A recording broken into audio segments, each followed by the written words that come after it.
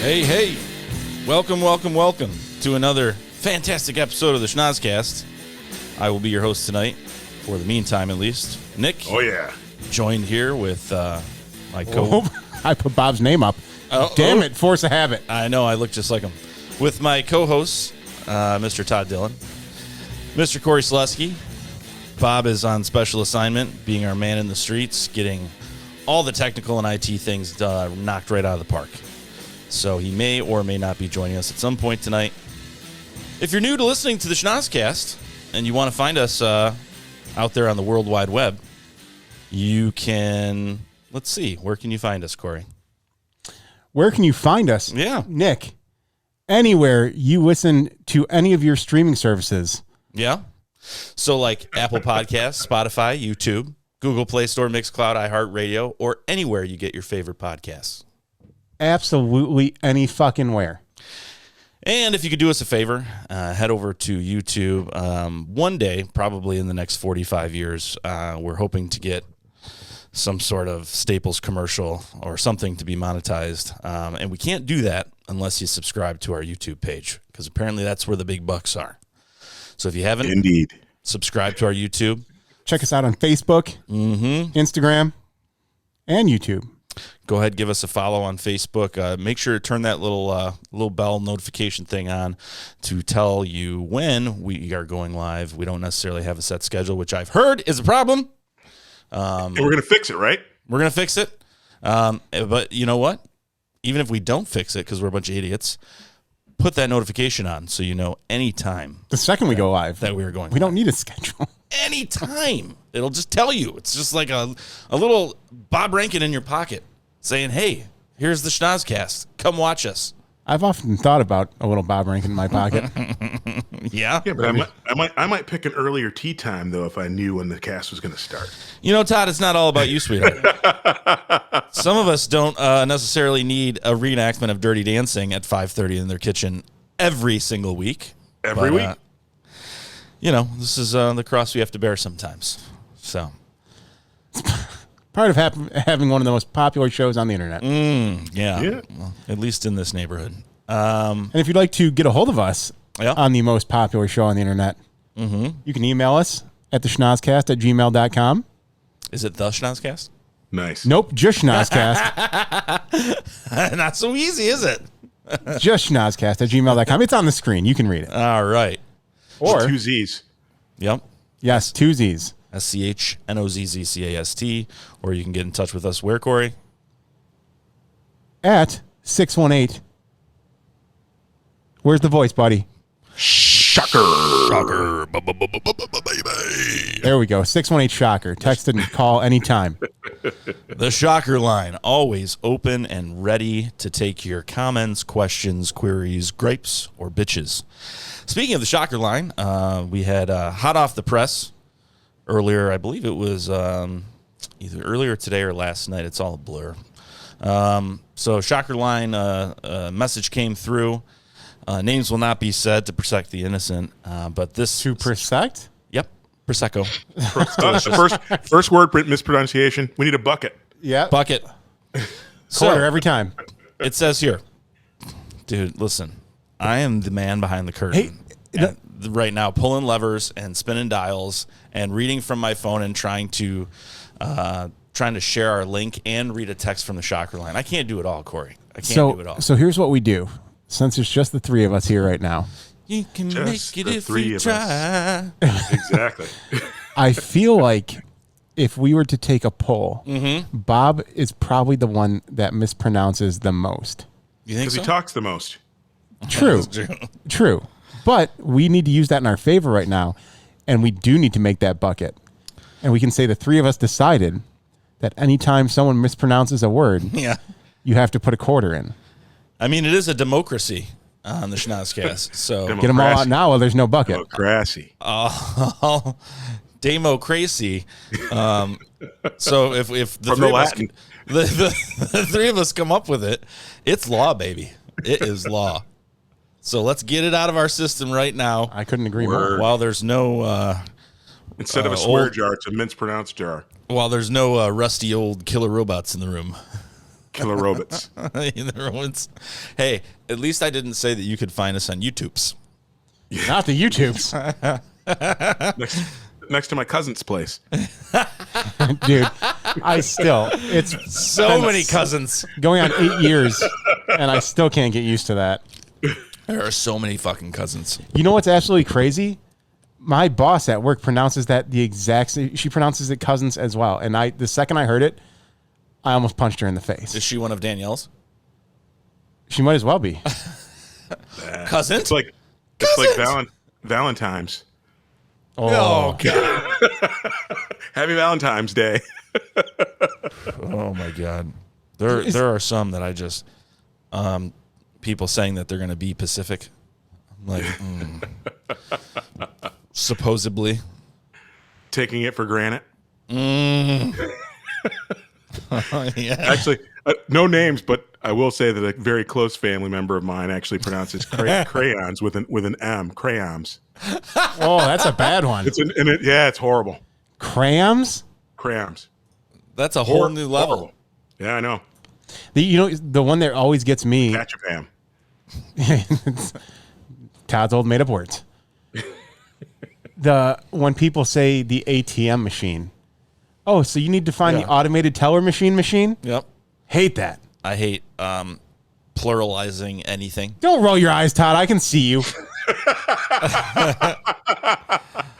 Remember, I'm the only one that can see you. I only say that because people do that with all manner of things. We call it the thing where one of the letters in the acronym is that thing. That's more common than.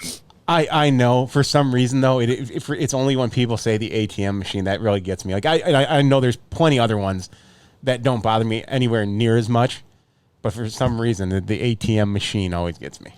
Yeah. Dude, the pluralizing of a place just because it's a store. Myers? Kroger's? You going to Myers? Like, no, dude, it's just Meyer. It's Henrik Meyer was the man. Meyer. Because Sears screwed everybody up. God. Oh, that's. Are you talking about Sears Roebucks? And look where they're at now. Exactly. Not doing so hot, are they? Oh man. How many years is it going to be before we're not able to return or cash in on that lifetime warranty of our Craftsman tools? I know. It's probably already happened. Yeah. The robots won't need those warranties though, so it's fine. The Robots or the robots? The robots. Oh, okay. They're taking over the world, baby. Yeah, well, they're just going to print another one, and then they'll just start using that tool. So the text that was sent to us within a certain amount of time in the last 24 hours says a suggestion to boost numbers for the live show or the streaming show. Yeah. There should be 4 or an 8-week set schedule so we can plan when the show is on. I like that. I mean, that sounds great, and that way you can shop, you can order your pizza, everything arrives. You're like ready to go. That seems like the most clear-headed, well-thought-out suggestion that I personally have ever heard. It's about time management, gentlemen. Funny thing is you would think that Todd sent this himself, but he actually did not. This is not from Todd Dillon. This is an actual fan. Should have. And I agree. However, when I think about like podcasts that I listen to, I don't look up a show schedule. I just listen, on Spotify or my Amazon devices. Fear of saying her name and the whole house will fucking start listening. But yeah, I just listen to it. Just say fucking counterpoint. Yeah. We do these live shows, and part of the allure of these live shows is we actually get to interact directly with our listeners. And like you said, for your model, there's no interaction. Yes, you can listen to it anytime. People can and should listen to us anytime, every time. But to the point being made in the suggestion, if people knew when we were going to be on consistently and they wanted to tune in and actually participate, because I do respond to the chats, we do talk to them live. We actually sometimes pull crazy listeners in. We do. So I love the suggestion because we are also seeking real-time feedback and interaction with our fans. Yeah, I think it'd be fantastic. I'm all about scheduling things and keeping times and being punctual, but and Gina just popped in and says, "Why are you guys so early?" Because we wanted to lean in and give a nod to all of our fans who don't appreciate all the technical difficulties we've had. All these, so many years that we've been doing this show. And so we thought a couple hours early would fix it all. One night. One night only. So that's what's going on. Why not? We got together. It has nothing to do with the fact that we want to go kayaking tomorrow. Or that people have to work tonight or are currently working. Has nothing to do with any of those Nothing three to do with things. any of that. No. Nobody has a life. Some people may or may not be working within a stone's throw from this house right now. Some people may be doing a little midnight moonlight working countries away. And other people might just be selfishly wanting to go on the river tomorrow. So, yeah, no, we've actually been sitting here all day preparing this show. As if you guys couldn't tell, we don't have actual jobs. We just sit here and this is all we do all week, 16 hours a day. Then some people are like, then why is the content so bad? Right, exactly. Then why the fuck does it seem like you guys just threw this together? Exactly. You Because guys we are pretty fucking good. did. Every weekend. We actually all live in this house. This is not only our studio. This is one big house. Seattle is actually upstairs in my living room.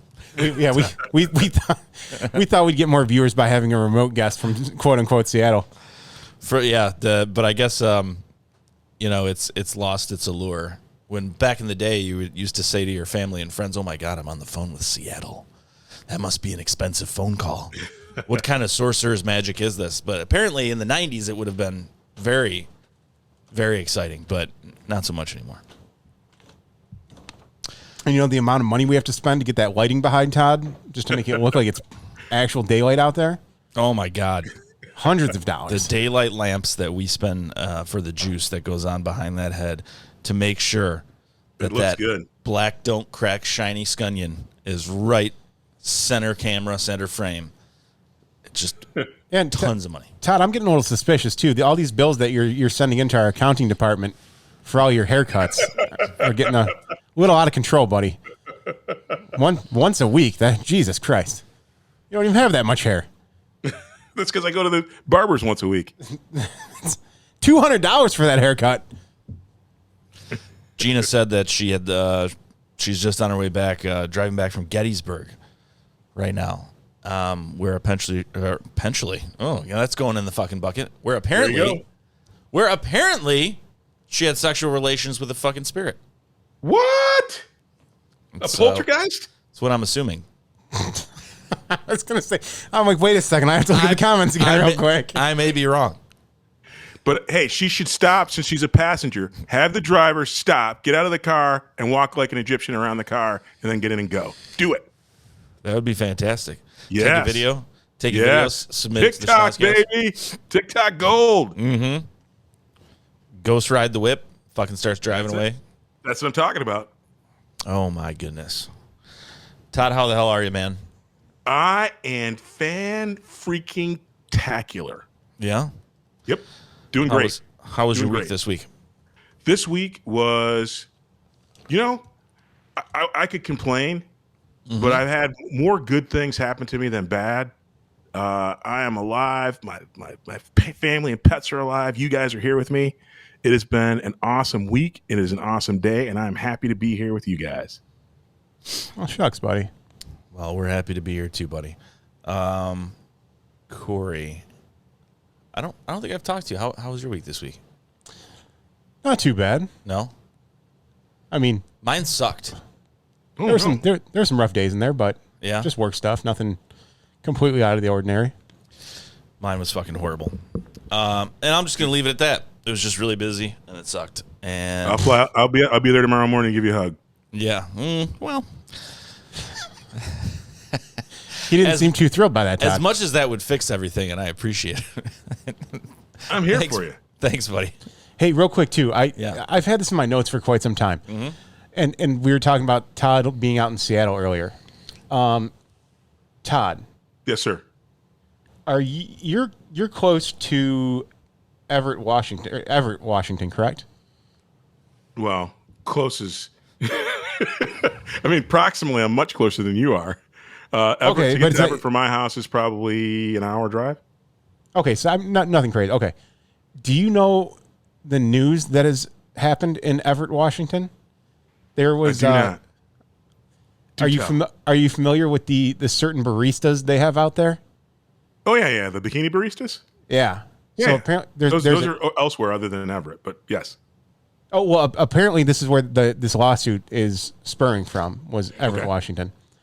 But Nick, to fill you in, and to fill all the listeners in, out in Washington, I'm sure there's some other places, other states that have them, but apparently it's a very big thing out there.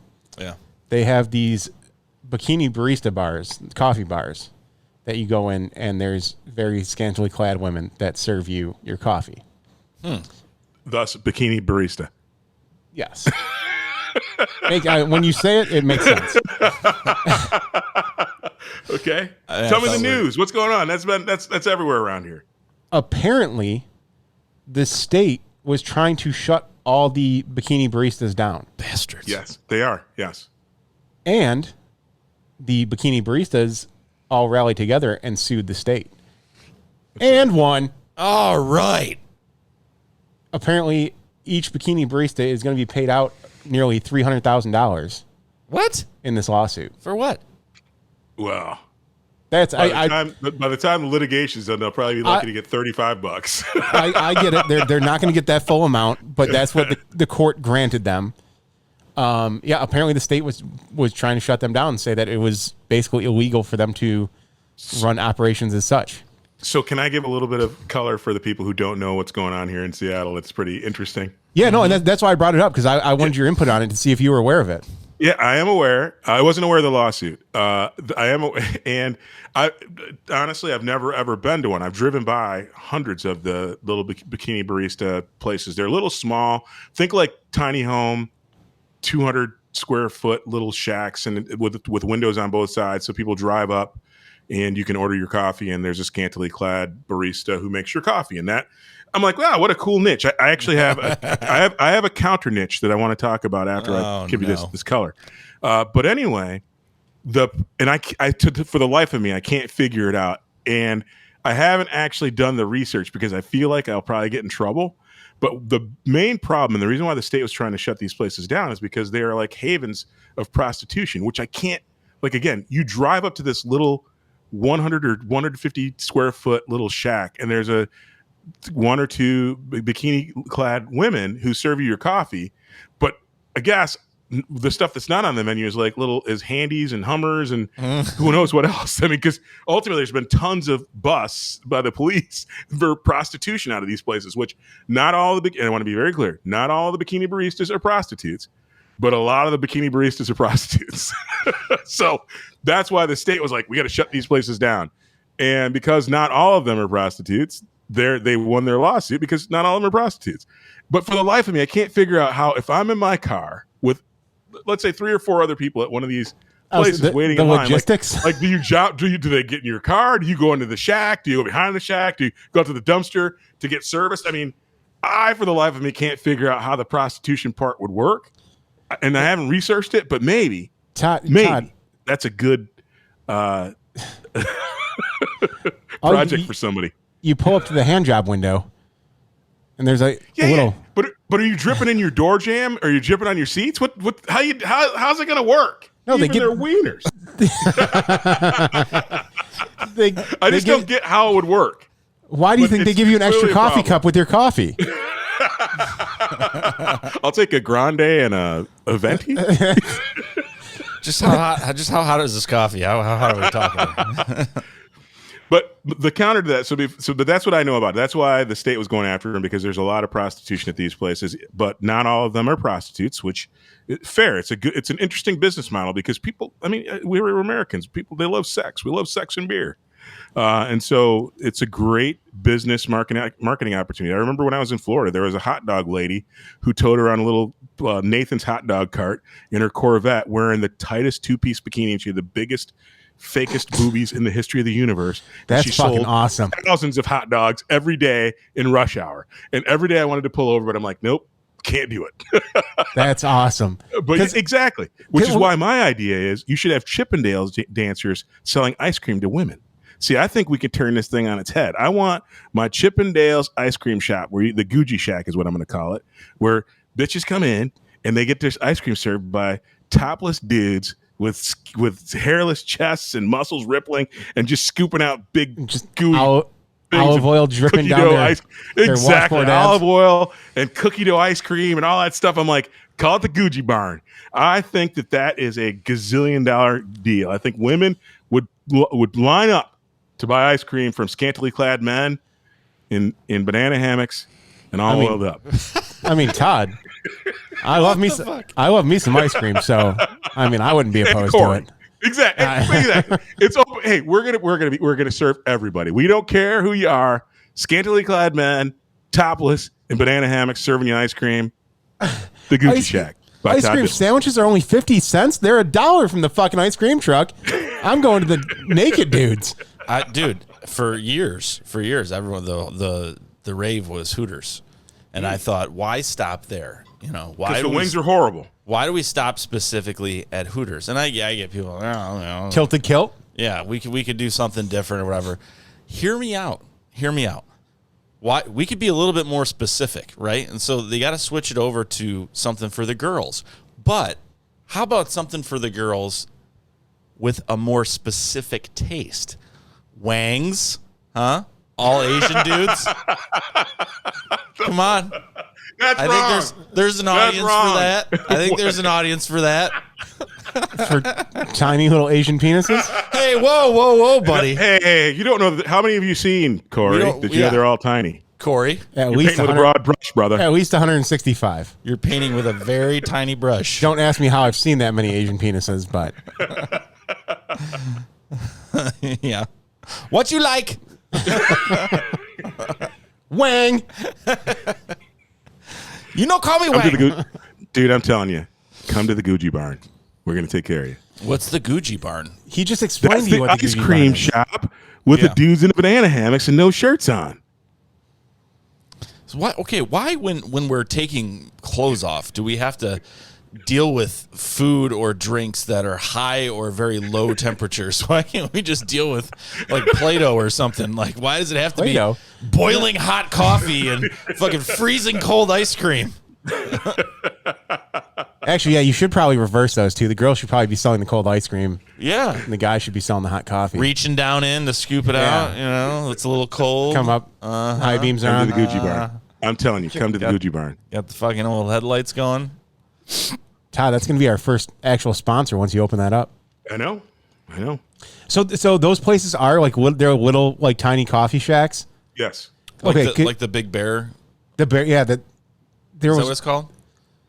Or like, wasn't it called like Bear Coffee? so, or- something. So yeah, something sort of bear coffee. 'Cause that's it what was I was literally thinking. like 150 square feet, like a little cabin. Yeah, they're- there's hundreds of them around the Washington State area. So we have them all over. Lots of small towns have them. So yeah, you can go to Starbucks and get the regular stuff, or all the other great coffee houses like Zeitgeist and many others here. But the big thing is these little bikini barista shacks all over the place. We have the makings of one here in the town I live in, but it's a regular place. But ultimately, yeah, it's more marketing than they use regular people's. They're not having specific blends or roasts or whatever. They go to whoever the big name vendors are and wear bikinis and sell a lot of coffee because dudes love to look at ladies in bikinis. Dude, I'm not gonna lie. I've seen some of their Instagrams, and I mean, god damn. It's like the hot dog lady in Florida, dude. Sex sells, bro. Todd, you gotta work something culturally into this business model. We have to see. I went out on a limb with Wangs, but you are More than a whim. You are in a highly white populated area. You need to come up with like some sort of business model where like you call the place Jerome's and people could just show up and like have a black friend. That could be your thing. Like show up. If you don't know anyone, I'll be your black friend. Why not? I think that's the way it should go. Why Jerome's? I don't know. You can call it whatever you want. I mean, you can call it Phillips if you want. But it wouldn't have the same. You've been listening to the Time all weekend. You're like Jerome. Yes, that's the name of it. I mean, No, it was Jesse. just an example. Nah, Jerome. I love when every other race is like, oh, don't be a fucking Karen. And I'm like, why are they all white names? But we don't get upset. Don't be a Steven or a Karen. Don't be a Jerome.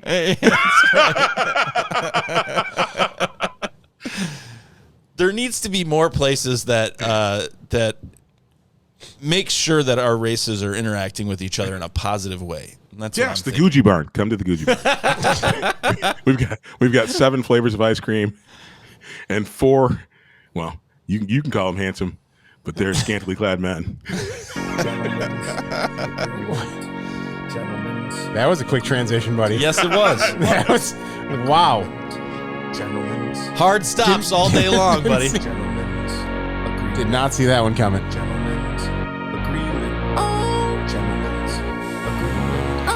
It's the motherfucking gentleman's agreement. All right. So I currently don't have the Wizard of Oz sorcery that Bob typically has, where he can tell me what everyone had to watch. So you're just gonna have to use the honor system. And from what I saw in the limited contact I had with my text messaging groups, it kind of looked like you were reassigned something different, right, Cory? I was. Yeah. Come to find out, Todd originally assigned me Alaska Daily, Yeah. I and still want you to see. yeah, no, I will. Well, if I don't. How'd you watch it? Did you watch it on Fubo, or did you buy it? Fubu.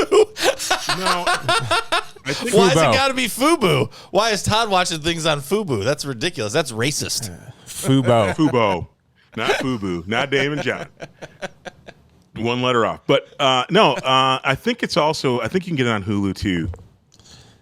Oh, But okay. we can. I think you can get it on Hulu too. But I'll figure out where I was watching because I wasn't watching it on Fubu because I don't pay for it at least. Okay, I went to my trusty Just Watch app, and the only streaming services they gave me was like Fubo, and then 2 other ones I've never heard of. And then I pulled all of them up and downloaded the apps, and you had to start like a free trial. And I'm like, if I do that, I'm not going to forget to cancel it. And I'm like, I don't want to have to go through all that. And then on top of that, like Apple TV has it. I think Amazon Prime has it, but you had to buy the entire first season. Like you couldn't buy or rent 2 episodes. So I was like, yeah, I'm not. Gotcha. And if I did like it, I'm like, well, then I'm gonna be stuck with this entire first season of this show that I'm probably never gonna watch again. Yeah, So Todd reassigned me The Lincoln Lawyer, not the movie, the show. And I had to be very specific about that because I have seen the movie. Yep. And Todd, I will tell you what, man, definitely a way better pick than what the hell was that? Cleo, whatever you assigned me last episode. Miss Cleo. Yeah. That's a very good documentary, by the way. But no, it's tough, man, because having seen the movie, the show. It's starting to pick up. I just started the 3rd episode. But I have such that attachment between the Lincoln Lawyer movie and the show and trying to like combine the two. And in certain ways they do, but in a lot of other ways they're completely different. Yeah.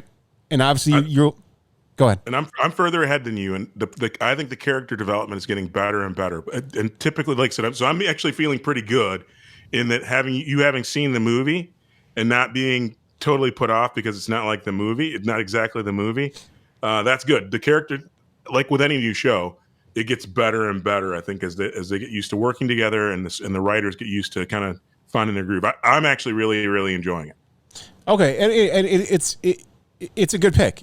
It's like I said, I kind of knew what to expect having seen the movie, but yeah, it takes a little bit to pry yourself away from the Matthew McConaughey, that whole vibe of the movie. Because I will say too that Manuel, whatever his name is, that plays, I've been watching 3 episodes. I can't remember his name. I can't remember his name either. Mickey Howler. Mickey, that's it. the actor's actual name is Manuel something or other, and dude, his accent is really just it's throwing me off right now. It gets better. It changes? No. I'm just saying once you get used to it. Okay. That threw me early on as well. Yeah, it at first I was like, wait, is that like an Irish accent? And then it kind of turned almost to like almost like a Matthew McConaughey. He's Hispanic. Yeah.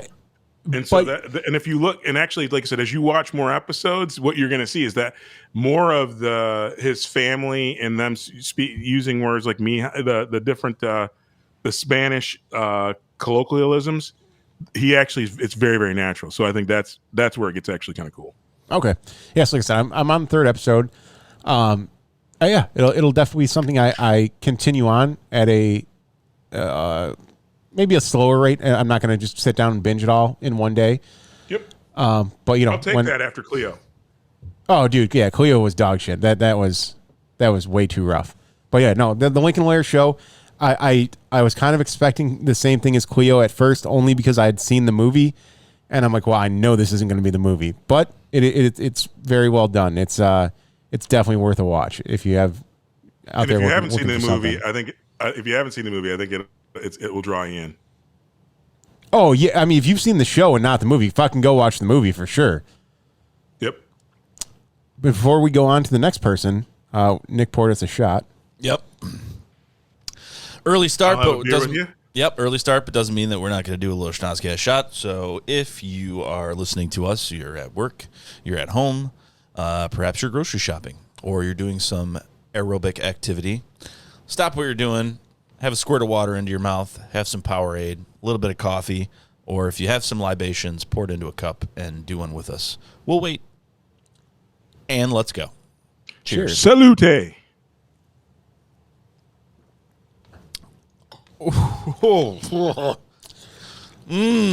That's a very cool can on that beer, Todd.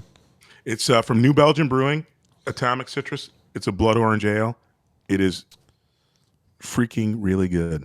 Oh, sweet. Yeah, the can alone is pretty sweet. That's badass. And the doctor himself, Dr. Phil Anton. Mm-hmm. Who's that? Oh, well, I'm right there with you, Todd, because Fuckstick comes in the room when it's only the three of us and he goes, Bob? Exactly.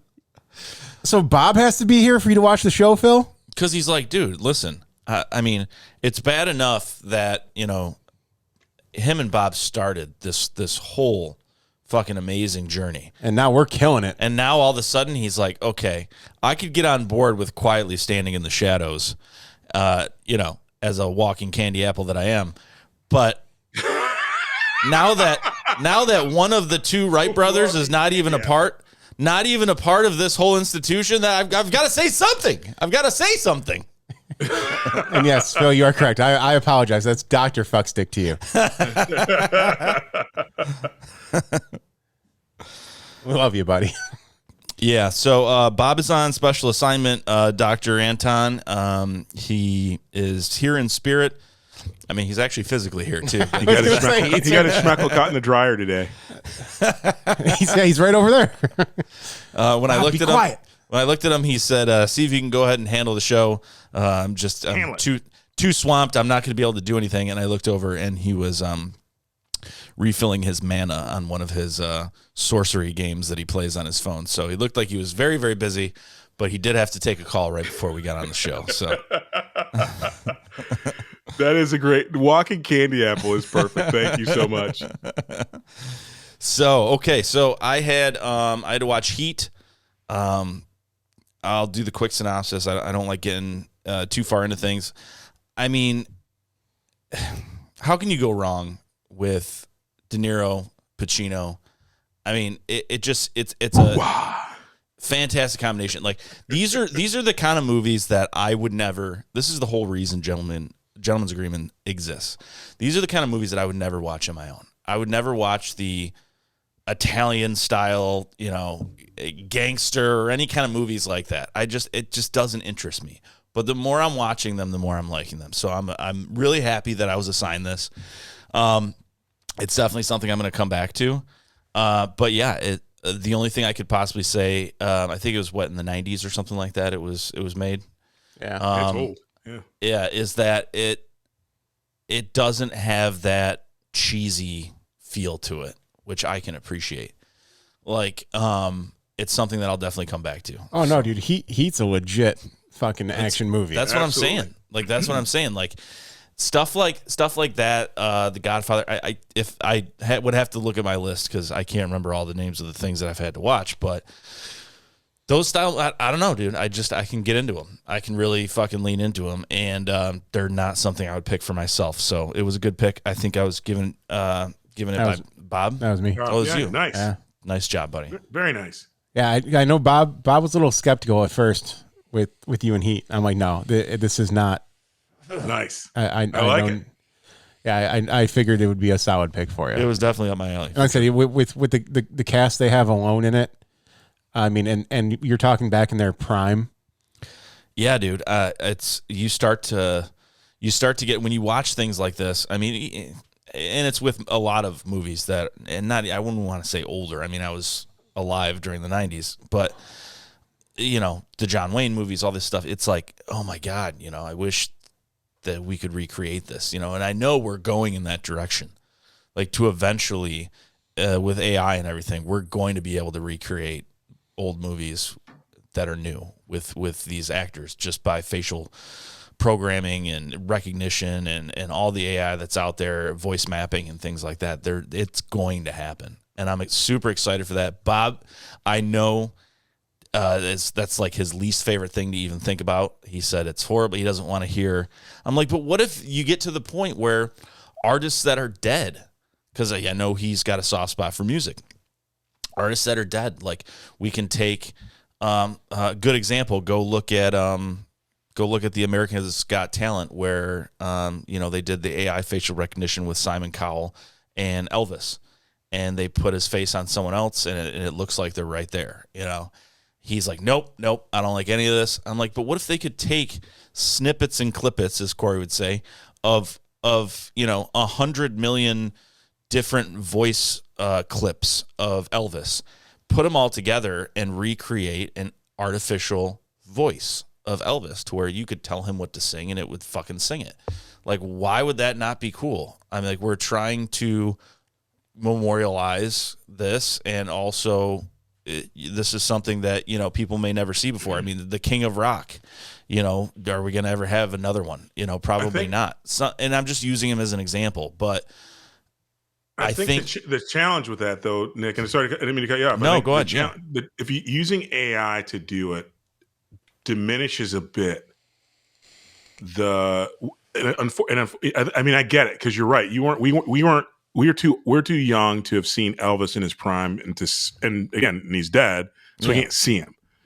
But I imagine anyone that who saw Elvis live somewhere, so a grandparent or your parents or someone in your parents' sphere, if they saw him and heard him and it moved them, then it's the fact that a human being actually had a talent so rare that it moved you, that's the thing. And to have it recreated now, I mean, I think ultimately, like for me, as I'm a big Prince fan. Mm-hmm. I'll watch anything that they put out there with Prince and if they can put his voice and vocals, and it seems like it's Prince and it's all AI. But I'm not going to be near as appreciative as someone who's actually seen him perform live and have been moved because of his the fragilest of humans and his real ability that nobody else in the world had the talent that he had. Even people who've achieved either greater or similar success, they aren't him. And to have it generated by computers, I think, is an awesome thing that we have at our disposal. But the realness of a human being actually producing that effect is what's magical. That is truly the real thing. I agree, Todd. I think there's a huge disconnect with the entire AI idea and just bringing back, old figures that were something. They were very memorable. And for people that have never experienced it, that's something for them to experience the AI version of it just to see. like as you just spoke of, and Dylan commented about that America's Got Talent episode where these guys, I mean, did a great job of recreating, having just some random person on stage and having the AI capability to make it look and seem just like Elvis. But yeah, to the point of us recreating that today is because Elvis was once that person and he was there physically. So to be able to see him. And that's what made him amazing for people that loved him. The fact that he was able to create that excitement with voice and dance and real humanness. And that's like my mom's a huge Dean Martin fan. And I mean, has all the memorabilia, every DVD, CD, whatever, you can get your hands on this Dean Martin. She has it.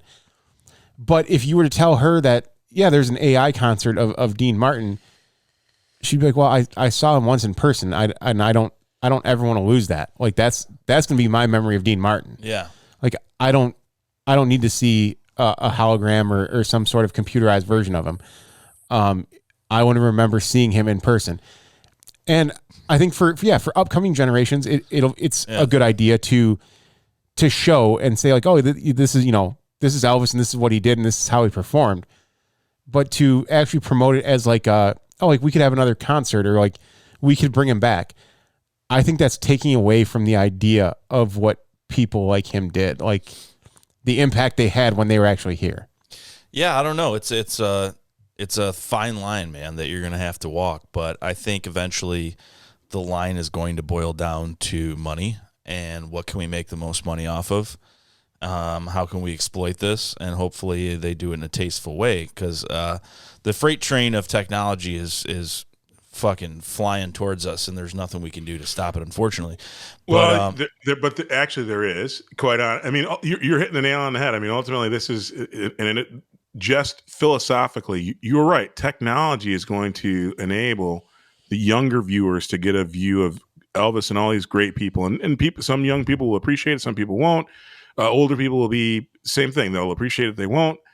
But at the end of the day, there's nothing better than seeing true live artists of your era and seeing what they can do, because AI and all these other things, guess what? You don't have to do. You don't have to pay a computer to generate these things. And again, if everything is about the dollars, then man, this world gets a bit watered down because then it's more high fructose corn syrup and more digitalized fake entertainment that's not really the human condition. And like I said, it's the beauty of the artists themselves and them being able to do a thing. The Aretha Franklins, I mean, her voice is on tape. We have those recordings, and we can make concerts and shows, and we can hologram her to our heart's content. But there's still, for many of us, it would be nothing like actually being there in person. And at the end of the day, I would say we're still making, not at the same rate. We're not making these musical and theater geniuses at every hour. They are truly special people. So we need to not lose sight of the fact we should see the people who are actually alive and then make a judgment as to whether or not however they perform their craft moves us, and don't just get lost in technology. Because the one thing I will say with technology is, geez, it seems like we're retreading everything. There's every car that's ever been made is being retread. Every movie that's ever been made is being retread. We're not being actually more creative in what people do. We're being more creative in retreading the same shit we've already done. Well, with my generation especially, I think there's a huge drawback for nostalgia, and it's like, hey, the old saying, you can never go back home again. Unfortunately, it's hard to see the good times while you're in them. But you need to savor every moment. You need to understand that these are the memories that you'll look back on one day and think, God, if I could do one more podcast with my buddies. We lost Nick that one year, or something happened to Bob, and if I'd give anything just to go back to that time. Like right now, we think of it as we're getting together, and we have fun and things like that. And some days we might think of it as a chore, but something as stupid as what we do here, one day will be something that we look back and smile upon and think, if I could just do that one more time, that'd be awesome. Those are the good old days, 100%. And So I think you hit the nail on the head with that. It's a two-faceted system, I think, and there's one point, and they're both great points. Well, there's one that's like, hey, listen, I want to. That's the allure of these artists is that someone wrapped up in this shiny package can knock it out of the park and make me feel things in my chest and emotions. And then there's the other part of a new generation of people like all my niece and nephews that were, very, very young when things like Friends were on, and now are rewatching. Always got to be something about fucking Friends. No, I'm just using an example. Now we are rewatching because now we have the analytics from things like Netflix and things like that, and we can look, holy shit, all these people are fucking, these younger generations are watching these older shows, and so they're rebooting all these old shows, and it's a weird time. But I think it's just gonna keep going. So this right here, to tee it up, I've watched this probably 55 times. It is so creepy and crazy and exciting and yeah, Todd. So Dylan sent this to me. Weird at the same time. To give you guys and the viewers a better idea of what we were discussing when it comes to AI and the whole AGT experience. So basically, what they did with this is.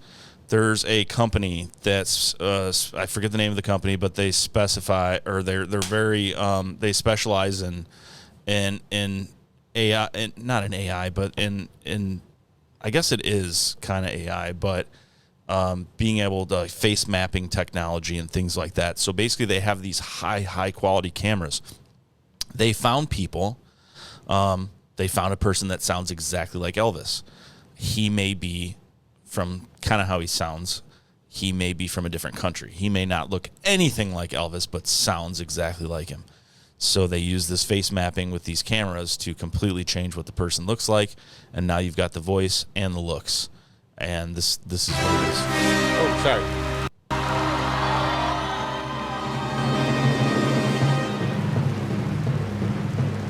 Look at Simon. Thank you. Thank you very much. It's yours an honor to be here with y'all on America's Got Talent. I'd like to thank Tom, Chris, and Metaphysic for having me here tonight. I have to tell you, we're going to do a couple of our biggest records for you now. And this first one is a tender love song. And as a great philosopher once said, You ain't nothing but a hound dog, yeah, crying all the time. You ain't nothing but a hound dog, yeah.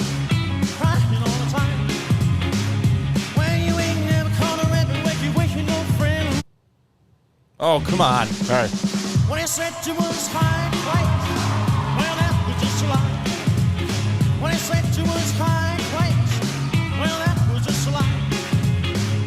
Well, you ain't never caught a red wig, you ain't Oh, I'm not gonna get flagged for this big time. You ain't nothing but a hound dog. All right, well, we're gonna stop it there before we get flagged. Oh, you're skipping the best part. Yeah, sorry. Dude, there's no way we can let that keep playing. I mean, I thought you said that if it's on YouTube, you can play it. You've played all kinds of crap on YouTube. Yeah, I don't know. With an Elvis song playing, I'm not gonna. But it is not Elvis singing. It's not. No.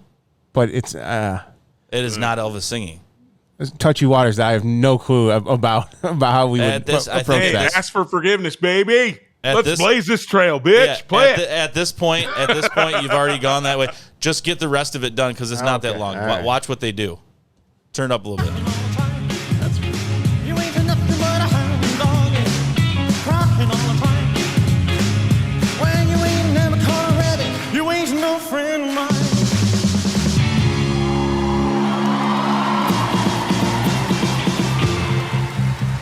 You look like an angel.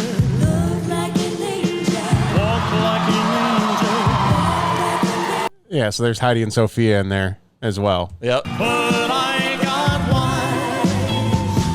You're the devil. And now Simon's on there.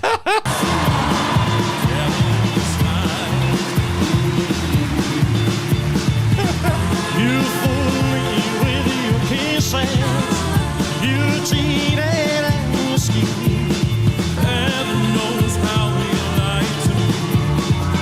All right, that's it. We're going to cut it So, there. I mean, that just gives you an idea of people that are currently alive, so you can kind of compare the two side by side, like of how creepy this technology really is. I mean, and like Todd said, there's still a disconnect. You can tell it's not that person. It's not this fluid person up there. This is our first dip of our toes into the waters. No, I get it. I get it. It's only going to get better. I'm not disagreeing with you on that by any means. I love it. I think it's awesome. I think it's really cool because the things that we can do, making actors look younger, or their younger self and stuff like that while they're still alive is a great thing. But if they came out tomorrow and said, hey, we've recreated McClintock with you'll have to look several times back at John Wayne to know that this is not a real John Wayne, like in full color, crystal clear, like I would fucking be one of the first ones in line. Like I would want to see that. I mean, I guess that's true. Well, Natalie, there's nothing wrong. There's nothing wrong with that. But ultimately, at the end of the day, if that dude had 1/8 or even 1/80th the talent of the real Elvis, they wouldn't even need to do that. And I think that's the thing you can't lose. The younger generation can't lose sight of the fact Elvis is Elvis because he did it without any extra boost in technology than anybody else had. He had the whole package, the look, the voice, the moves, everything that moved every Elvis fan. He had that as a fragile human being who died on the toilet eating a banana, smoking weed. But we know that. we know all that. We're not trying to say like let's create the perfect singer. We're trying to say like, oh my God. But you're retreading dead people. At the end of the day, like I said, that's why. Remember when we talked about my bands? I love Bones UK. I love the Hallucination. I love NF. I love all these different groups that even you young people have never heard of because they're alive right now doing amazing things, and we're still listening. And again, like my brother-in-law, he loves Van Halen. He listens to Van Halen, more Van Halen, Van Hagar, Sammy Hagar, more Van Halen. And again, there's nothing wrong with it. I love it. I love it. I love it. I love it. But I would say that if you actually expand your horizons, look beyond just what can be digitally remastered or recreated, and have Eddie playing guitar. Because by the way, when AI actually starts picking up and playing the things that Eddie Van Halen would have played if he'd stayed alive long enough to play even more things, it will sound even more magical and more amazing. But at the end of the day, the human being and that human, given the constraints of their day, did amazing things. And so any artists out there producing art, whether it be music, acting, whatever, but doing it in real life, you have to look at the talent of the now, because you're going to miss a lot of really, really good stuff if we're constantly going back to the old school stuff. I mean, ultimately, I like a lot of the old school, but I'm finding a lot of new talent out there that's kind of moving me in ways that I wouldn't have known of if I wasn't willing to open up. And again, I'm a technologist, love technology, love AI. The next role I have, I want it to be deeply embedded in AI, but that is not real human creativity and just amazingness. I think that's the epitome of real human creativity. I mean, that's pretty fucking fantastic that they're able to do that. I mean, that takes a lot of very creative humans to make that fucking happen. But I know what you're saying. Don't dwell on the past when there's fantastic things right under our nose that we may not be. But I think there's always going to be an audience for that. I mean, I don't think it's going to be something widely available anytime soon, but it's also there's going to be what the general public feels are irreplaceables, timeless musicians or timeless actors that we just have seen people come and go, and just nobody has given us that. You know, the Michael Jacksons, the Elvis, John Wayne, people like that, that we just feel are just completely irreplaceable. And I think they're trying to live vicariously through this, maybe have a new audience, of course, make money. Don't stop to be made there. Don't stop the search for new ideas or talent. I mean, that's definitely correct. That's why I do love the America's Got Talent platform, because you do see amazing things out of people who, again, would otherwise wouldn't have a platform to show what they can do, which is pretty cool. Fuck it, dude, Todd. That you hit the nail on the head there with AGT. That I've seen some acts that have nothing to even do with this. Yeah. That I never would have seen in my entire life before, and they've been fucking impressive. There was a group of Lebanese girls last season that they were this dance group, and the stuff they did on stage, I was fucking mesmerized beyond belief. But real quick, Natalie did come in the room, and she wants to know if you're okay and if I'm Jeffrey Lebowski. Yes, Natalie, I am Jeffrey Lebowski, and your cousin is okay. And Dr. Anton did want to mention, he said that, note, Dylan has never apologized for cutting me off, ever.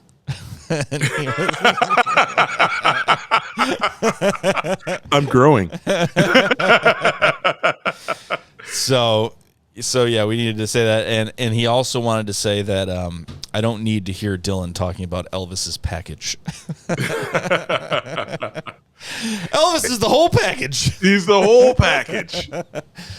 But yeah, 100%. So there's one more thing. I wanted to touch on. We were gonna do some questions, but wait. You didn't even do my gentleman's agreement, bro. You guys skipped over me. That's okay.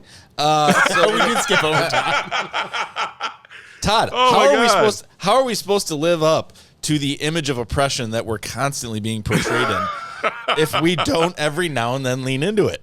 All right, Todd. So you had what? I had Kiss Kiss Bang Bang. Okay. Assigned to me by Bob. And think whodunit, rom-com, mashup, good cast, Corbin Burnson, Val Kilmer, Robert Downey Jr. I guess it was an okay movie. I mean, because it's a bit confusing. Maybe I had too many beers and I was up early yesterday. It's a bit confusing, but that again, they try and do a whodunit where there's like 18 different twists in it. Mm-hmm. And so I'm gonna give it a solid C+. I would probably not say to anybody, "Oh, you got to see this movie," because Robert Downey Jr. Again, I'm gonna put on my Bob hat. I'm starting to realize I'm actually starting with this segment. I'm actually truly evaluating the actors in the movies. And if you want to see Iron Man be a love-struck wuss, but who's at the center of solving a murder mystery, you get it in this movie. His mannerisms, the way his persona is the same persona as Tony Stark, except for he's not Iron Man, which made me think, well, I didn't realize that Robert Downey Jr.'s never won like a major acting award. And it's because he's Tony Stark, whatever the name of the dude was in Kiss Kiss Bang Bang and probably every other movie before. His persona is exactly the same. He's a slightly insecure, arrogant asshole who accomplishes things that you're like, it seems like that's beyond him. But I have to suspend disbelief. Not a bad movie, solid C+.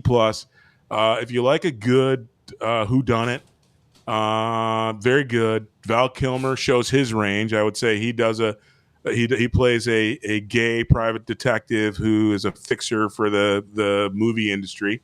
But yeah, solid C+. Not going to tell my best friend he's got to watch it. I won't watch it again, but not the worst movie I've ever seen. Okay. Is this something you've seen, Cory? What was I'm sorry. I'm Kiss not. Kiss Bang It was Bang. Kiss Kiss Bang Bang. No, I have not seen that. Todd, the question is, would you ever go back to it or would you ever recommend it? I wouldn't ever tell anybody not to see it. If you like a good whodunit, they make it pretty complicated. I mean, you got to be paying attention. And it's got lots of twists. The storyline is pretty good. It's got a ton, kind of your thing, Nick. It's got a ton of star power. There's like 6 different actors in it. My big takeaway was, though, Robert Downey Jr. is the same person that's Iron Man in the Marvel shows. And I like him in Iron Man. Don't get me wrong. My suspension of disbelief is even broader for the Marvel movies, but solid C+. I wouldn't tell anybody not to see it. If you like a good suspense rom-com-y murder mystery, get on it. Okay. All right, so for new assignments, I think maybe the easiest, if Todd is the TV, do you want to just go to the left? I assign Todd, you assign me, Todd assigns you?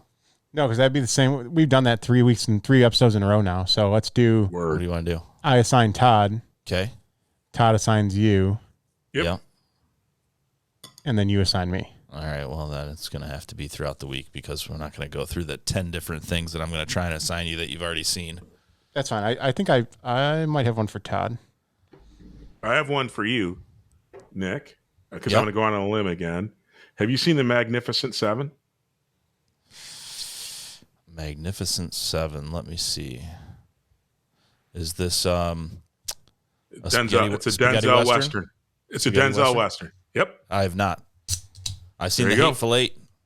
There we go. Is it also what's his face? What's the director of The Hateful Eight? No, it wasn't Scorsese. Yeah. No. Okay. It's along the same lines, but not the exact same thing. Magnificent Seven. I'm sure I'm Yes. gonna fucking love it then. Okay. Todd, you have Yes, sir. L.A. Originals. Okay. I believe it's on. I love the Hulu. fact you knew that I hadn't seen it. No, I literally found this maybe a month ago, Okay. and it's not necessarily underground, but it's pretty underground. Okay. It's episode 2. Wow, really moving along. All right. Magnificent Seven. That's a quarter in the jar. Yeah. Cory, you had what did Cory have? Oh, L.A. Originals. Yeah, L.A. Originals, All right. and then you're going to come up with something for me throughout the. That's for me. That's for me, Nick. That's for you or from you? That's for him. For me. From What's Cory. for? What's It's for giving me you from Cory's. Cory. Yeah. Okay. So, all right. You guys can continue talking, by the way. Hey, Cory. Oh, hey Todd. Everyone's Hey, I like went to the bated t- breath I went- looking at me. I'm like, I, what the I, went, fuck? I went to the Tigers game last night, and the Tigers, who are look to be pretty crappy, a non-hitting team, destroyed my Mariners. And so Mary was giving me shit for wearing because I wore my Mariners gear, and we actually sat in in a section that was dominated by Tigers people, where I wore my Seattle gear, and Mary had on her Tigers gear. I would say, please tell me she had on her Tigers gear. One more did. time. What does Todd have to watch? L.A. Originals. Okay, LA Originals. We do have a shot sitting in front of us, so we can finish the Tiger story in 1 second. Yeah, wait, and so Todd, you went to the Tigers game yesterday and wore your Mariners gear, but today you have your Tiger shirt on. Cheers. Because the Tigers won last night. You fucking fair weather fan. Dude, I only knew one person on the Tigers' whole team. I'm like, holy shit, I don't know anybody on this team. I didn't even know the manager. How about this, Cory? Have you ever seen The Hateful Eight? Yes. Damn it. Nice try, buddy. I tried. You did. I'll give you that. So one thing that I did want to bring up. So I was watching the other day. What was it, like a little like a Facebook reel or something like that? Todd, do you know the original lyrics to Little Richard's classic hit Tutti Frutti?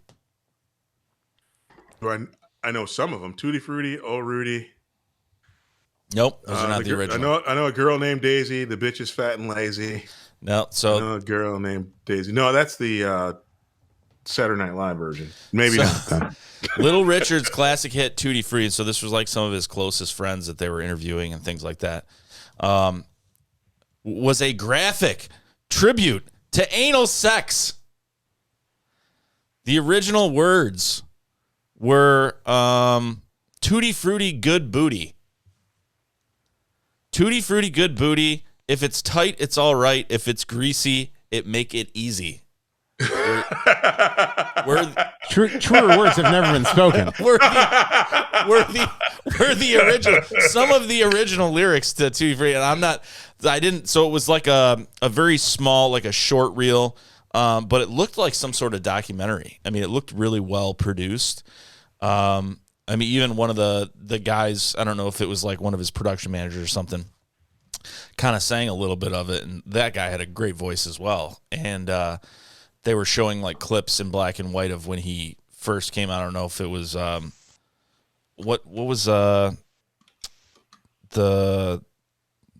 Ed whatever show or whatever, Ed Sullivan Show. Yeah, I think something like that. That he had come on, and it was all black and white, obviously. But he was saying that this was 1968. It had sold 3 million copies of this song. So they obviously, I think Time Warner or someone had to change the lyrics in like 1955 because it was just not acceptable for TV to be greasy booty. How on TV I have more. I'll be putting it on my playlist now.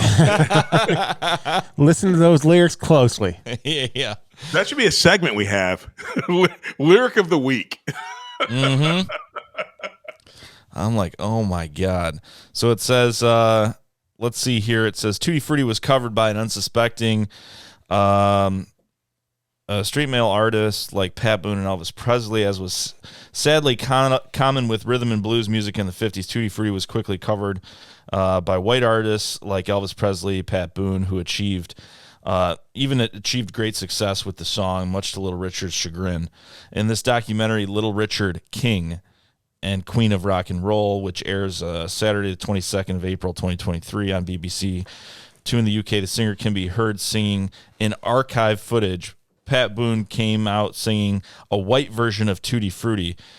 I was very disgusted. Because I was just coming on the scene, and he had sold more than I did. In the same documentary, rapper Big Freedia, whose voice had been sampled in Beyonce singles Formation, Break My Soul, says that the Boone's cover, I mean, you have this white straight man to sing Tutti Frutti when he really don't know the meaning of the song, and he made all this money too. It's just not right.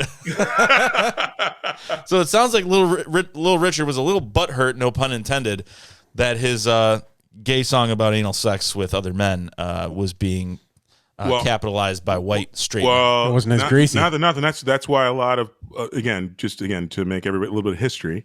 A lot of black people don't like Elvis because a lot of his songs that he covered were songs out of the black church and black communities where because they weren't able to draw an audience or do those things.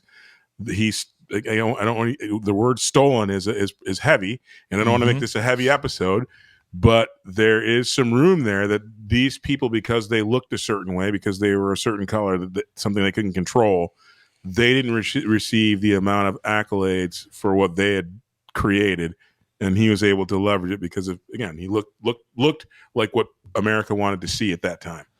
I would like to think, and I know this is not the case, but I would like to think that during this time, I think certain content or certain style by people that are pig-headed and have blinders on, when it's delivered in a completely different package and suddenly people like it, I'm hoping that the mindset was to kind of pull the sheet off of what it actually was and say, this is what you actually liked. I just happened to also do it some justice, but these are the people you should be thanking.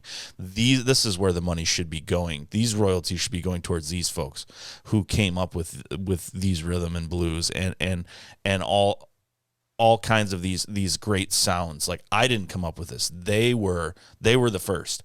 You know, it'd be nice to hear a story like that. Like that this is how, dumbasses of the sign of the times that were just too pig-headed to see through all that needed a different vessel to be able to fucking digest it. Well, and given the fact too, I mean, there was obviously no such thing as like social media back then. So there was no crossover between any of that. Yeah, nowadays it's much easier to know and for anyone to find out if that's something that's going on. Once it's put out on the internet, people have seen it, and thankfully, the idea of black and white has diminished a lot in our society. I'm not going to say fully. I would never say fully. I know you were waiting for fully. It's not even close, dude. I know you were waiting Cory for a fully, race relations. but it is not. Exactly. But with the idea of social media that we have now, it's much easier to find stuff like that out as opposed to back then when you only had an audience that was only watching Elvis. And I think it's hard. I think it's hard. It's hard. It's still just as hard. I mean, you have to do again. I don't want to belabor the point. We're as a people, we're fairly lazy about doing the homework to research where things came from to see if we really like a thing. We don't necessarily go right to the roots of how it came to be. So, and that's what, again, I don't begrudge Sinead O'Connor's "Nothing Compares to You" success at all. I think it is amazing. It is the rendition that is the gold standard to me. But that is not her. She didn't write it. She did. That is 1,000% attributable to Prince. And his version I didn't like as well, but it's the creation, the embodiment, and in fact, he had creative control over anybody who uses that song as to how it worked. So again, and some people might like his version better, but like I said, we don't do the research to say where it came from. And using Prince as an example again, so many of the songs and things that he created were mega successes by other artists because he was a mega success on the stuff that you know by him, that he had so much material he couldn't even do it all. But we don't do the research on that. So again, I think 90% of people out there probably don't know Sinead O'Connor's "Nothing Compares to You" is not her song. And that's shame on people and us as a society, because now that we do have everything at our fingertips, people should be doing that research. Todd, it's very easy to do. Todd, my favorite example of this, Paul Simon, "Call Me Al." Yep. Do you know about that song? Yep. I've heard. Can give us the background. I've heard. I will tell you this from the source. One of my subordinates, when I was a supervisor at a different job, was from Ghana, and he came up to me and told me. He said, this is a good example. He's like, do you listen to any kind of music from Ghana or anything? And of course, it was a laughable moment. I'm like, what? I don't know. Turn on the Ghana radio. I don't know. I don't know any Ghana songs. He's like, you might know things that you don't really realize what it is, but that song was an old Ghana song in Ghana. He said you can hear in the background, and he's like, it was a very popular song, and he apparently went to Africa and grabbed this, like paid someone off, grabbed this beat, and once you realize it, and then he made that song, "You Can Call Me Al," you can hear all like the tribal music in the background and everything like that, and it's like, yeah, that's why it was a good song, because they came up with this amazing fucking beat, this amazing song. It had nothing to do with your high-ass voice fucking singing in the background, fucking Paul. But yeah, that's the perfect example of, and unfortunately, who knows who he paid off or. And again, Paul Simon and Garfunkel, awesome artists. But again, there is a market for things that people want to see and want to embrace, and there's a market for things that just sound good, and how those things were gotten is not of anybody's concern. I mean, ultimately, that's kind of the world we live in. And the funny thing is, we were talking about it earlier, the whole AI thing. Why then what was the song Milli Vanilli made $1 gazillion on that everybody loved, and then everybody was all of a sudden pissed off because they lip synced? It's like, that's the same thing AI promises us, right? The person doing the thing isn't quite as talented as it was just the people you don't want to see. It was physical AI. Exactly. If that makes any sense. Yeah, it was a thing we were okay seeing, but they didn't have any real talent. Girl, you know it's true. Girl. So yeah. So how many weeks at number one? Oh God, who knows? And so what I want to know is what happened to the actual singers? You still yeah, exactly. You can still research Milli Vanilli, and you can still play their songs, quote unquote, But where are these fucking people that actually sang this music? There was a documentary that I did watch on that, and they actually had the people that actually sang the song. And that's the only time I've ever, and I can't remember their names for the life of me. Exactly. You actually did see them, and I'm sure they weren't even paid for that documentary. They're just like, oh, come on here, you'll now be famous for your song. But clearly that did not happen. So yeah, I know. I think they're just lost to history. Hey, did you see King Dome's suggestion for segments for our show? I think I like that. You should call a Shocker line, King Dome. A little bit of history with Uncle TD. on that note. Oh wait, hang on. No, not on that note. Never before mind. we close it out. Yeah. Our co-host or our host that is currently apparently working had enough time to really pay attention to the show. He wanted to clarify Todd's pick for you of the magnificent. Oh, See, it's not so easy. I need to throw a coin in that jar. I keep saying magnificent. Magnificent 7. Is it the original or the remake? The remake. Denzel. The remake. I said the Denzel version. You did say the Denzel version. Yep, riding on the backs of someone else. Typical Todd Dillon. Exactly. That being said, this is Schnozzcast for this week for Todd, Bob Rankin, who's not with us, Cory, and myself. Be kind to yourself and each other. Don't steal people's shit.